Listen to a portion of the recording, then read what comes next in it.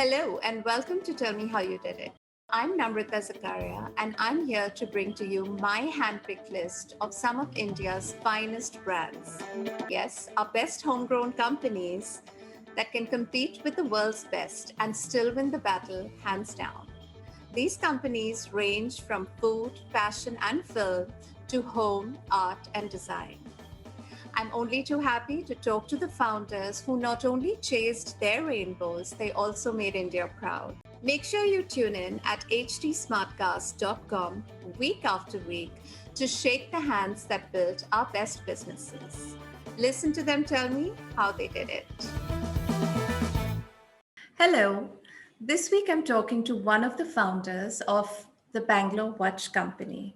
This is a terrific watchmaking firm that makes luxury quality watches that are easily accessible and completely made in India.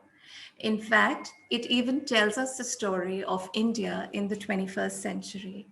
The Bangalore Watch Company was launched in 2018. It may be only 3 years old, but it has slowly and quietly and steadily built a great following. I'm talking to its founder, Nirupesh Joshi. Hi, Nirupesh. Welcome to the show. It's lovely to finally have you here. Good morning. Thank you for having me here. What made you and your wife Mercy launch this boutique watch company? Both of you are former tech professionals, so technology is pretty much the opposite of watches right now. It's pretty much rendered the watch irrelevant. But more importantly, this is uncharted territory for two tech professionals. No, that's very true. I mean, what we did in our past lives is polar opposite of what we're doing right now. We never imagined that we'd be running a watch brand at any point in our lives. But look, since we were in tech, we had the opportunity to travel around the world. We spent a few years overseas. And when we did spend time overseas, we got introduced to the world of luxury watches. And we were fortunate enough to be able to afford some nice watches at that time. And that's when we started into watches. So it was not really like a early age thing where I had my grandfather's Omega handed down to me. It was not a story like, I wish it was a story like but that wasn't the case. But that's it was my story. That's my story, by the way. That's a fantastic story. That's most people's family heirloom that gets passed down. These nice watches. And the Omega that I've inherited is actually a pulse watch, so it only works when you're wearing it. It's really unusual. That's fantastic. That's good. Yeah. So this started very late for us. When we lived overseas, we got interested in watches. But when we looked back home to India, there was no watch company at that time. And this was also the time when we heard the news of HMT shutting down in 2013, if you remember. Yes. And we said, look, there was this one iconic watch company in India from the 60s, and that's shutting down. It's a sad state of affairs that there is no watch company from India. And there was a thought in the back of our head, why, could we do something like that? Could we start a watch company in India? But again, of course, why watches? I mean, technology has rendered the watch completely irrelevant. People today wear watches for emotional reasons or passion. I think that's a great question. I get asked that question a lot. I love having this conversation about the whole technology, the relevance of watches in today's world when everything is powered by technology. My opinion is the following. The simple function of time telling is now a vestigial function. Your washing machine tells you what time it is. Your car clock tells you what time it is. There's a screen on people's refrigerators that tell you what time it is now. So if you just want to know what the time is, you don't need a watch. Yeah. But we all wear watches because they have an emotional connection with us, like your grandfather's Omega that got passed down. That's the only reason we wear a watch. And from that point of view, wristwatches are still very relevant today. 50 years from now, I'm afraid very few people can say something as nice as you just said about your grandfather's watch, about a smartwatch. Unfortunately, they just expire in 2 years, 3 years at best. So if you're looking for something that you have an emotional connection with, I think wristwatches are still very relevant today. Why Bangalore? Did you handpick Bangalore? Oh, good question. So look, we've been Bangalore residents for almost 2 decades now. We've been moving in and out of the city We call Bangalore home now, although we were not raised here. We spent our younger years elsewhere. But then Bangalore is what we believe is ground zero for watchmaking in India. If you look back at history, HMT, the watch company from the 60s, was founded in Bangalore. Titan is headquartered here in Bangalore. A lot of watchmaking ecosystem today exists in Bangalore, and Bangalore is home for us. So there was no better way to associate ourselves with the city than putting the name in the name of the brand. Why is the idea of a made in India watch so important to you? I mean, you keep referring to HMT, but why did it become like a pursuit of passion, of conviction for you? Yeah, I think that's a good segue. I mean, look, if you look at the popular worldview of India, Yeah. uh, and from a point of view of international luxury brands, and that popular worldview is of elephants, snake charmers, old temples, architecture.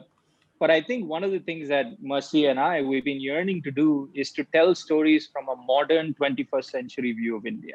Yeah. And that was something that we did not find any luxury brand doing. And of course, there's a new resurgence of new age luxury brands from India that some of them you're talking to in this series that are beginning to tell those stories, be it coffee or whiskey or clothing. And I think we're the first to do something like that with watches. It has never been done before. So it's watch. I absolutely agree. I'm a big fan. Thank you. That means a lot. And like I said, it's watchmaking from India with the 21st century worldview of India, with very modern stories being told through these watches. So who is your customer? Who picks up a BWC watch? So look, most of our customer base right now is in the big cities, obviously, but we also find taking from the smaller towns. A good percentage of our owners are overseas as well. But if there's somebody that's looking for an Indian origin brand that's making world-class product, that is the typical BWC owner. It doesn't really matter where he or she is located, what age group he or she falls in. It's the simple pursuit of world-class brands from India, and that's the typical BWC watch owner. So up until a couple of years ago, 65% of your watches were sold in India.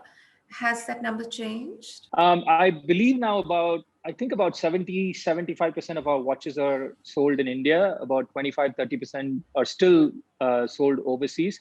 We're a direct-to-customer brand. We ship worldwide from Bangalore. So, we ship anywhere FedEx would take our boxes. Nirupesh, how do you go about putting all your suppliers and your quality protocols in place, especially now in the pandemic? Yeah, it's been really challenging. I mean, the last very recently with the lockdown, we've had to actually stop our watchmaking operations. We've had to stop our quality control operations. We've had to stop our shipping operations for a few weeks. It's been really challenging. But coming from a completely different industry, it was a challenge in the first couple of years for us to put together an ecosystem of suppliers who could supply to a small brand like ours. We're probably their smallest customer now, and B, put together a set of quality standards that meet international quality standards in terms of what we source from these suppliers. It was not an easy task, but it took us a couple of years to put that together. And has it been, I mean, have you been successful at it? Have sales been okay in the last year and a half? You said we just celebrated our 3-year anniversary, Yeah. and a year and a half of those right in the thick of things, given what's going on right now. On the one hand, it's very interesting to see. On the one hand, people having very different priorities about health and safety of themselves and their families, but also on the other hand, it's ironic because people are beginning to have a lot more disposable income because there are no dinners happening, no social events happening, international vacations are being canceled.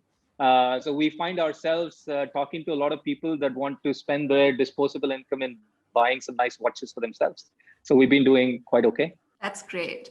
I want to take you back to the HMT story because I'm still stuck on that. Why was it so important to you? And your first watch, the Renaissance, was also a tribute to HMT. Tell us Correct. about that. Yeah, no, that's a great starting point. Look, I mean, when we spent time overseas, when we started looking at these watch companies overseas, we spent a lot of time at boutiques of Patek, JLC, Vacheron. We lived in Hong Kong at the time. It's a fantastic place to learn watches and love watches if you like watches. You know, Hong Kong's a great place to be.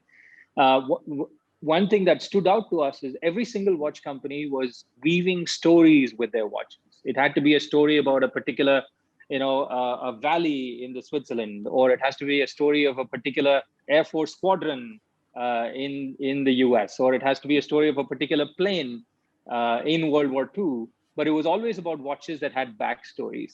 And this was a time when HMT was shutting down, and that left a very sort of an empty space because I grew up watching my father wear his HMT to work every single day. And HMT was a common man's watch. In the 60s, if you're in India in the 60s, with our socialistic economic model, you couldn't buy anything but an HMT if you wanted to watch in India, unless you wanted to import it. So I saw my father wearing HMTs to work every day. So it left a very emotional spot. And when we heard about HMT shutting down, we said, there isn't a watch company in India that is A, producing world-class watches today, and B, telling these wonderful stories from a very 21st century point of view. So there is an opportunity to do something like that. And we took that inspiration right from HMT. If I may go out on a limb and say, pick up where HMT left off, and then pick up the baton and run with it, if you will. I love that. Do you own any HMTs right now?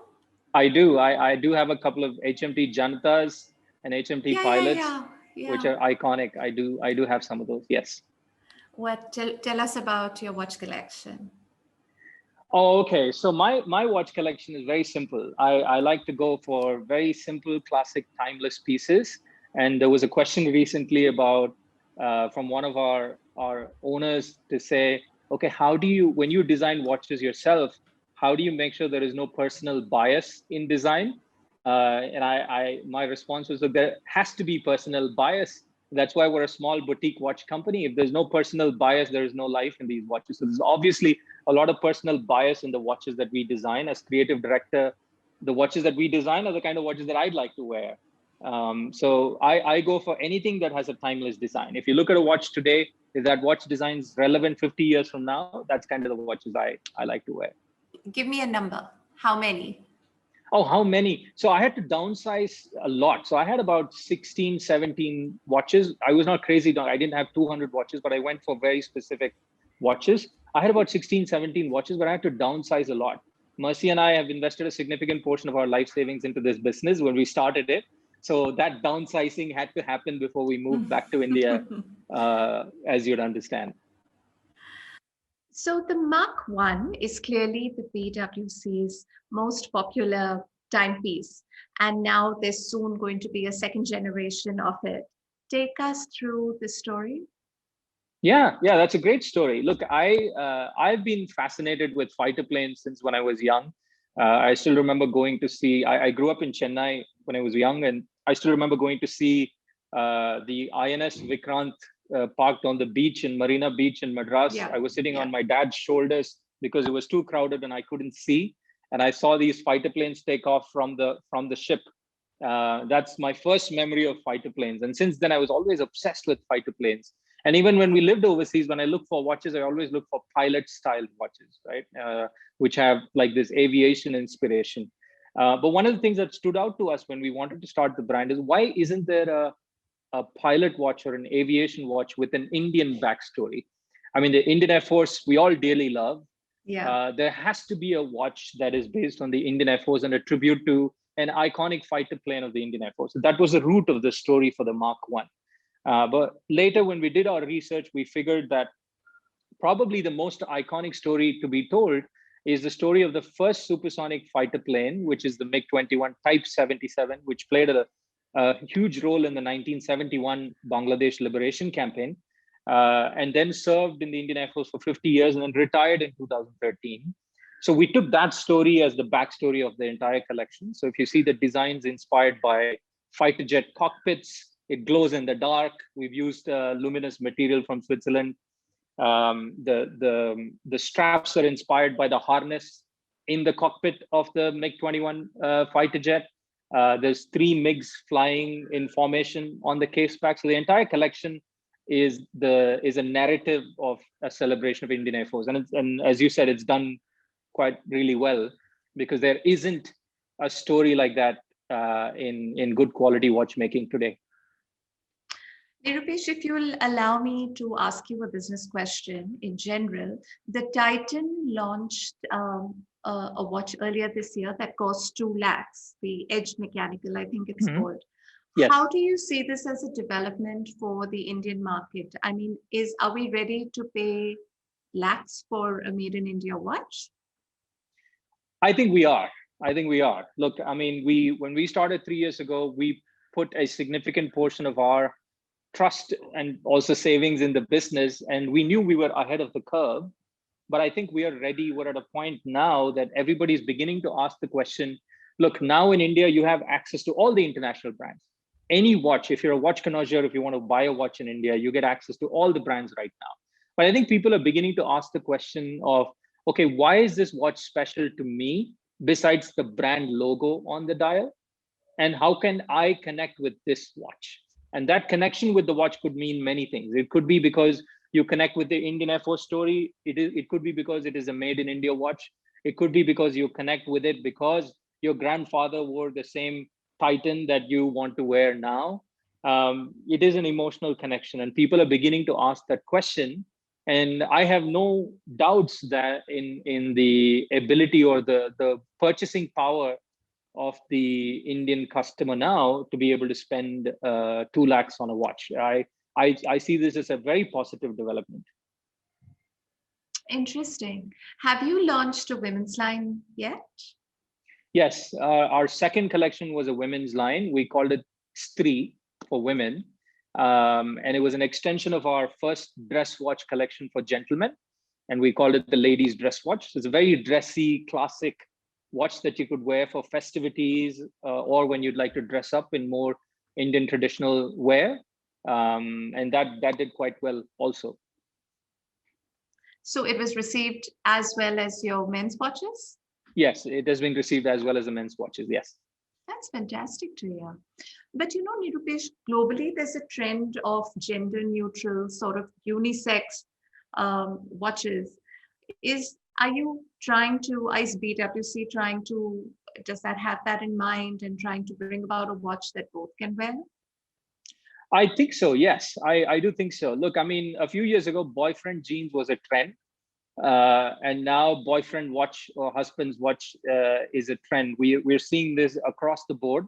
Of course, a lot of our owners are men, and they tell us all the time that, look, I bought this watch, my wife liked it or my girlfriend liked it, and it's gone. I have no access to it anymore, so I need to buy another one now, right?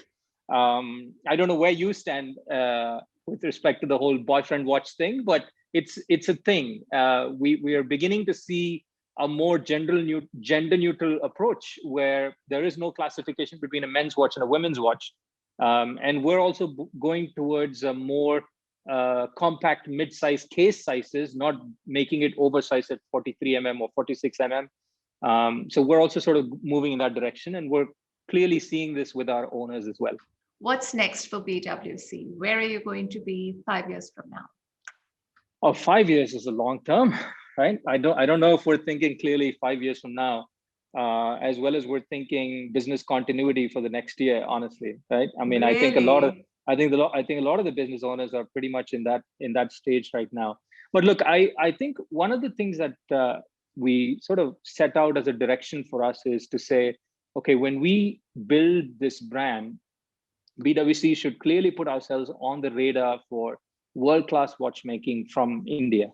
And I'd say in a very short time, we've been fairly successful at that. If you look at watch publications from around the world, like Hodinkee, A Block to Watch, Worn and Wound, they've all recognized Bangalore Watch Company as a world-class watchmaking brand from India. We've been extremely fortunate with a lot of our friends in the media in India as well for being recognized as somebody that's trying to build good quality watches from India, world-class quality luxury watches from India. I think the goal now is to sort of carry that baton and move on faster forward and tell more stories. So far, we've had a gentleman's dress watch, we have a pilot watch, and most recently, we launched a sports watch that's inspired by cricket, and we called it Cover Drive. And now the idea in the next, at least in the next 12, 18 months, is to do three more stories like that. We have one coming in August, we have another one coming in November, another one coming in March next year. So once we have that lineup, the idea is to go, take it to more people. As a small brand, we're always constrained by, in terms of the pockets. Like we don't have deep pockets like large luxury brands, so we're always constrained by how wide our messaging can go. But that's where the focus is going to be over the next few years. Are you completely self-funded? Would you be up and getting investors on board? At the moment, we're completely self-funded.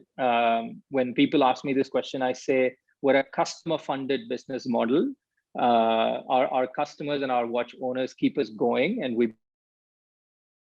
but building a world-class watch company is a very ambitious goal. That isn't something that we can always do by bootstrap business model. So we're definitely having conversations, but it's very different from the typical venture capital business model that we see all around us today in India.